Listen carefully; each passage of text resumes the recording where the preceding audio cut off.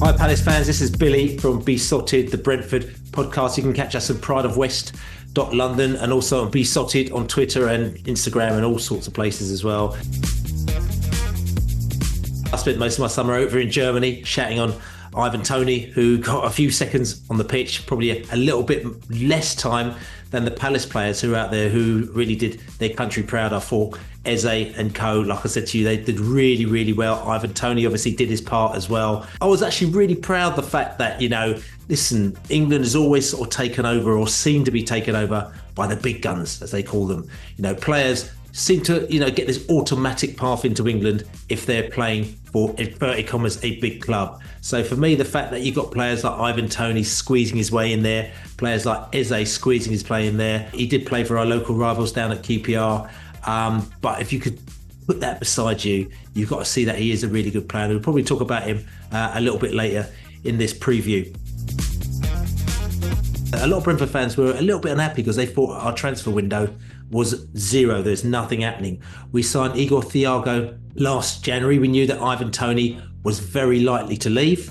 Ivan Toney is going to be in his last year of his contract, and Brentford don't run contracts down. That's not really what we do.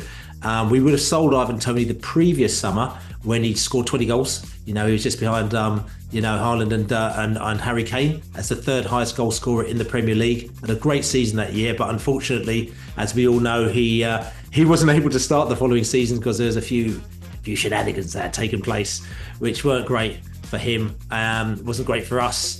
And so he ended up not playing for 6 months. He came back, scored a few goals. He had an all right back end of the season, but I think that had a bit of an impact on him and an impact on us. And that put the value of Ivan Toney really down. And for teams like us, we really need to kind of, invest in our players. As far as I'm concerned, as a fan, I don't want my players to leave. I'd love them to stay like in the olden days when we used to have players staying there for 20 odd years. And we used to love them players like proper badge on chest loyalty. But that doesn't really happen anymore. So if a player is got some value, as a team like Brentford, we need to let them go, and then we need to reinvest that money and probably buy 3 or 4 players in their place. And we had plans to do that with Ivan Toney, but unfortunately we couldn't sell him the window that we had to. And now he's coming to the end of his tether with Brentford, I believe, which means that Igor Thiago, we bought him over from Bruges. He's a Brazilian striker.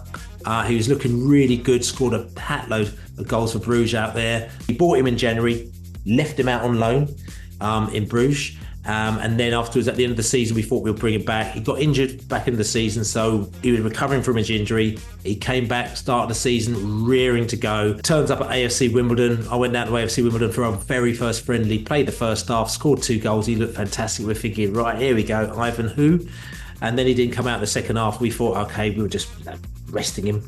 And then we found out that Igor, just like all the other players last season that we had, is out for an injury, and he's out for about 4 or 5 months. And that's so typical Brentford, because that's what happened to us last season. I know a lot of teams talk about injuries, but we were decimated by injuries. I mean, amazing by Thomas Frank. He managed to take our players and our squad players and managed to get them playing in all sorts of positions they've never played before. They did really well. And like I said to you, they managed to keep their head above water. We didn't go to the relegation zone. People like Rico Henry out for a year. We're talking about Aaron Hickey out for a year. Brian Mbeumo out for about 3 months. Ethan Pinnock, he was out for a couple of months. We didn't win a game. That may have an indicator as what's going to happen with Ivan Toney, because we may have to keep him until January if we don't bring in another player. We actually signed very exciting as well. We signed a player called Cavallo. Played for Liverpool, but before that we were more happy at the fact they played for Fulham, and we've upset the Fulham fans because they're really unhappy that we've signed their poster boy. He didn't have the best times at Liverpool because he just couldn't quite get in the team, but when he was in the team he has shown some real good signs of what he's going to be like. But apparently, we had the Anfield Wrap did our podcast a couple of days ago, prideofwest.london, you can catch it by the way, and they talked about Cavallo, and they said they went to America when he saw him play 3 times in pre-season, and he was the best player. And they were a bit surprised, gutted that he was going to leave, but they said he needs to get game time. So I'm actually really excited about seeing Cavallo.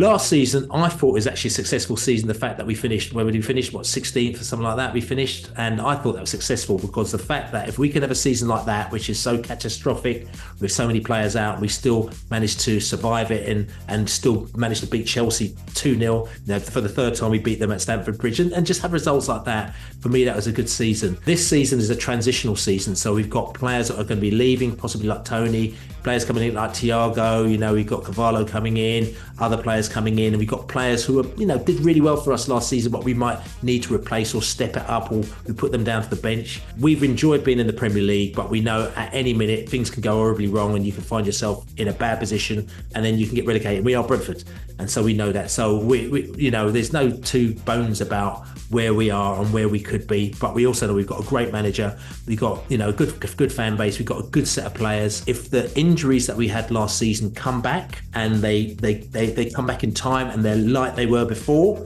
they were injured, plus the 3 or 4 new players that we're looking to buy actually come and they come good as well, I actually think that we can have a really good season. I think only if our injuries, we don't have any more injuries, and the players come and they actually step up to the plate. In my lifetime, we've never beaten Palace, absolutely never beaten Palace at all.